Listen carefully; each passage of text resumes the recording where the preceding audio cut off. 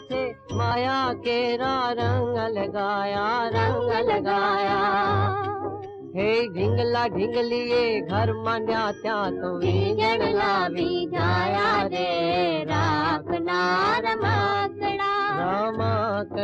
Hello friends, આજે હું એક એવા ગાયક વિશે વાત કરવાનો છું કે જેમના વિશે તમને બહુ ઓછી માહિતી છે, જેમના વિશે કોઈ પણ વિડીયો અવેલેબલ નથી. એમનું નામ તમે સર્ચ કરો, ગૂગલમાં સર્ચ કરો તો થોડીક માહિતી નીકળે છે, યુટ્યુબમાં સર્ચ કરો તો થોડાક ગીતો એમના ગાયેલા નીકળે છે, હિન્દી ગીતો.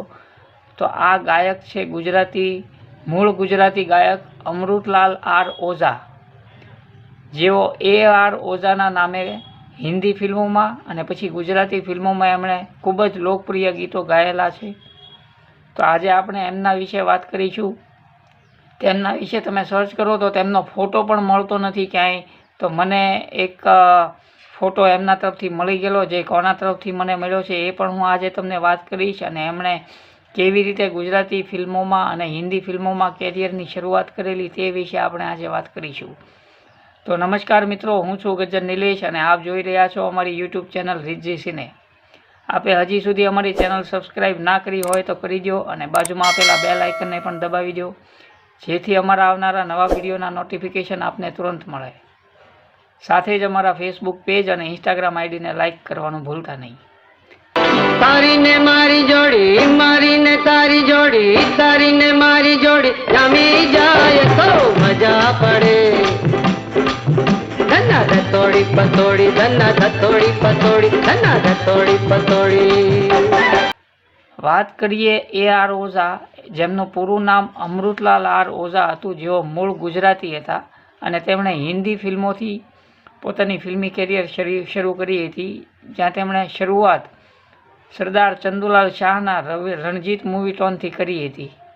હિન્દી ફિલ્મોમાં રણજીત મૂવી ટોનમાં પ્રવેશ કર્યા બાદ તેમની મુલાકાત ખેમચંદ પ્રકાશ અને જ્ઞાન દત્ત સાથે થઈ હતી. ત્યારબાદ આ ઓળખાણ એવી વધી કે ખેમચંદ પ્રકાશે તેમને પહેલી ફિલ્મ હોલીમાં 1940 લગભગ 1940ની આસપાસ આવેલી હોલી ફિલ્મમાં ગવડાવ્યું હતું ગાયિકા સિતારા સાથે. અને આ ફિલ્મનું ગીત હતું ફાગુન કી રૂત આઈ રે, જે ગીત પહેલું AR ઓઝાએ હોલી ફિલ્મ માટે ગાયું હતું અને જે દર્શકો દ્વારા ખૂબ જ પસંદ કરવામાં આવ્યું હતું. નથી મેલાતો કે નથી રે મેળ્યો, ભૂલમાં કીધું તું બધું તને મારી ભાઈ. તારો છેડો છોડું નહીં, તારો કેળો મેલો નહીં, તારો છેડો છોડું નહીં, તારો કેળો મેલો નહીં. ત્યારબાદ AR આચાર્ય આર્ટ પ્રોડક્શનની 2 ફિલ્મો 1942ની ઉલઝન અને 1943ની આગે કદમ ફિલ્મમાં ગીતો ગાયા હતા, પરંતુ ત્યારબાદ તેમને કામ મળવાનું બંધ થઈ ગયું હતું. 4 વર્ષ શાંત રહ્યા બાદ 1947માં ફરી AR ઓઝાએ રણજીતથી જ પોતાની ફરીવાર શરૂઆત કરી ગીતો ગાવાની. અને ત્યારબાદ તેમણે 3 વર્ષ સુધી હંસરાજ બહેલ અને બુલ્લો સિંહ રાનીના નિર્દેશનમાં ખૂબ જ ગીતો ગાયા અને જેમાંથી કેટલાક ગીતો પોપ્યુલર પણ થયા. તેમના ગીતો ખૂબ લોકો વખાણતા હતા અને તેમાં ગાયેલા તેમના કેટલાક ગીતો એવા છે જે હું તમને જણાવીશ. ગાયિકા હમીદા બાનો સાથે 1947માં ફિલ્મ કૌન હમારાનું ગીત ઇન અખિયોન કી પહેચાન ઓપન છી. ગાયિકા લીલા મહેતા સાથે 1948ની હિન્દી ફિલ્મ ગુણસુંદરીમાં હોટલ કા કિનારા હો. ગાયક ભોલા સાથે 1949ની ફિલ્મ ભૂલ ભુલૈયા માટે યે અજીબ બસ્તી હૈ, દિલ કી બસ્તી હૈ, અજીબ બસ્તી હૈ. 1949માં જ હિન્દી ફિલ્મ નણંદ ભોજાઈ માટે બેસુરા મત રો यूं. સત્યનારાયણ નામની એક 1949માં આવેલી હિન્દી ફિલ્મમાં હે દેવતાઓ કે દેવ તેરી જય હો. 1955માં વામન અવતાર ફિલ્મમાં આજા રે આજા દુનિયા હૈ તેરી.